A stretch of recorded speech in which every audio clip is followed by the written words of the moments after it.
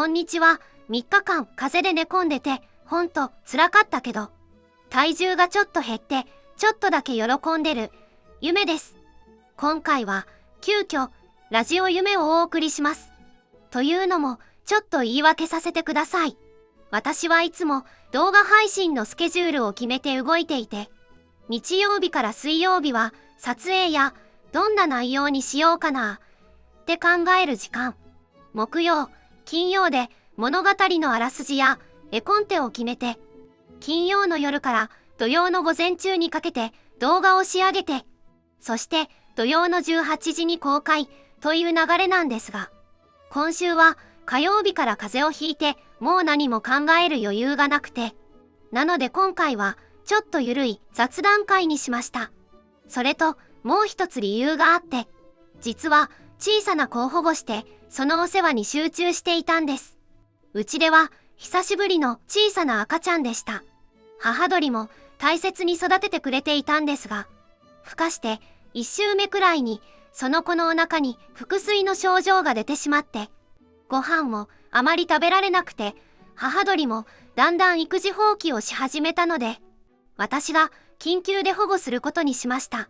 原因は小さすぎてわからなかったけど、とにかく命を守ることを優先してお世話を続けました。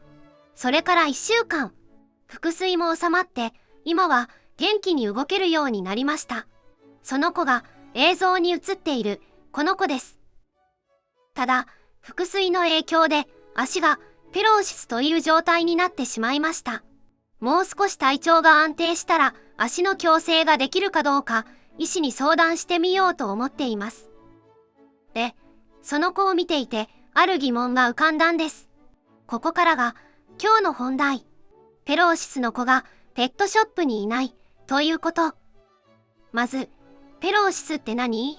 という方のために簡単に言うと、足の腱に異常があって足が開いてしまう症状のことです。原因はいろいろあって、1、遺伝的な要因。2、栄養バランスの問題。3、育児環境の影響などが考えられます。詳しく話すと長くなるので、興味があればコメントください。その時は別動画でお話ししたいと思います。さて、話を戻しますが、うちにもペローシスの子がいますし、コメントでもうちの子もそうですという方がたくさんいます。だから結構な確率でペローシスの子は生まれているはずなんです。ということはブリーダーさんのところでも当然そういう子が生まれていると思うんですよね。でもペットショップでは見たことがない。一体どこにいるんだろう。もちろんペットショップにいない理由はわかります。お店は売り物を扱う場所ですし、初心者にはペローシスの子を育てるのは難しいですから。でもじゃあ売り物にならない子はどうしているの？と気になって困った時の AI 頼みチャット GPT に聞いてみました。するとこんな答えが返ってきました。販売に出ない子のその後、少しデリケートな話ですが、一般的には次のようなケースがあるそうです。1、ブリーダー自身が飼育する。手乗りにして家族の一員として迎える。SNS でうちに残した子として紹介されることも。2、信頼できる知人、繁殖仲間へ譲渡する。障害があっても飼いたいという人に託すケースもあります。3、自然淘汰、成長できない場合。ペローシスが重度だと親が餌を与えなくなることもあり、残念ながら助からないこともあります。良心的なブリーダーほど障害のある行動を扱うかには本当に悩まれるそうです。